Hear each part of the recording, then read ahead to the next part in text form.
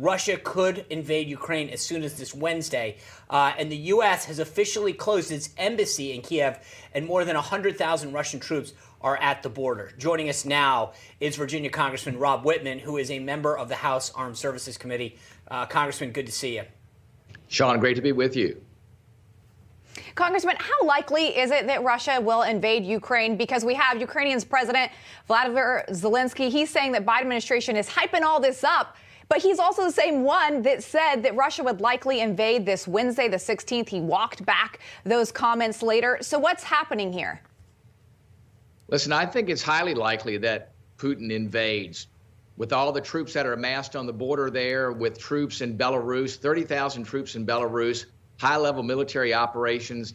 You don't go through this level of effort if you don't intend to do something. And listen, I believe Putin is indeed intending on invading Ukraine. At the very least, I think he intends to take eastern Ukraine. And why?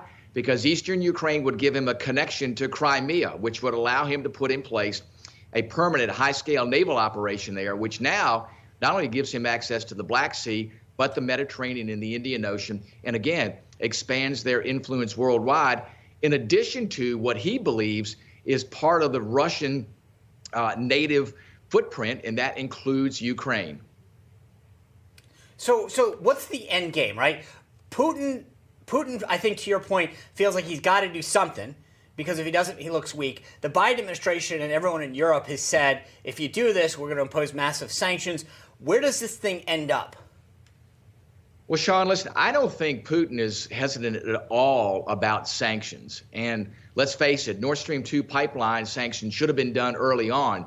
Today, as we speak, more and more of the European countries are dependent on Russian energy, Germany nearly 40%. So for Biden to say that he's going to shut the Nord Stream 2 pipeline down is after the fact. He should have done that at the very beginning of his administration. A lot of things should have been done as this buildup began.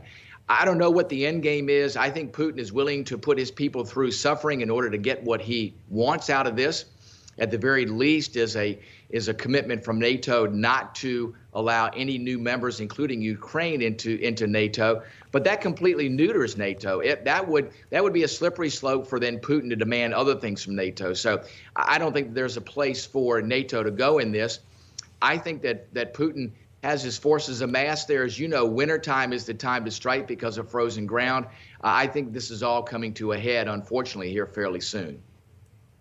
Congressman, President Biden has promised that the United States and our Western allies would respond swiftly and decisively in the event that Russia does invade Ukraine. So, one, what does that actually look like? And what would an invasion mean for us here at home and U.S. citizens? Well, I certainly think any response is a non-military response. So that limits it to economic sanctions, to diplomatic sanctions, which in the mind of Putin are things that I think he's willing to tolerate in order to achieve his end game, and that is to bring Ukraine back into the old Soviet Union, now Russia, and for him to now have that strategic land bridge to Crimea. I think he's willing to do those things. He's shown he's willing to do those things. He's essentially laid down the gauntlet. You don't put this type of military hardware and go through all the machinations to put this in place unless you intend to do something. So the ball's essentially in his court. I think all the threats have been made. There's nothing else that can be threatened. This is what it is. Putin is going to, I believe, make a decision to invade. It's only a matter of what the scale of the invasion will be. So real quick, before we go, let me just ask you, Lindsey Graham yesterday was talking about the fact that more should be done on the sanctions front. Do you agree with that? Listen, I think so. Unfortunately, for sanctions to be effective, they should have been ramped up as forces ramped up. It should have been a one-for-one as he saw forces ramped up. Listen, Putin's in a position right now to be willing to put his people through pain and suffering in order to achieve what he wants to achieve. He has done this before. This has been something the Russians have not been afraid of doing. I think he looks at this and has certain strategic objectives that he wants to accomplish, and I think he will do that regardless of what the threats are. Wow. Congressman Wittman, appreciate your insight. Thanks for being here. Thank you so much.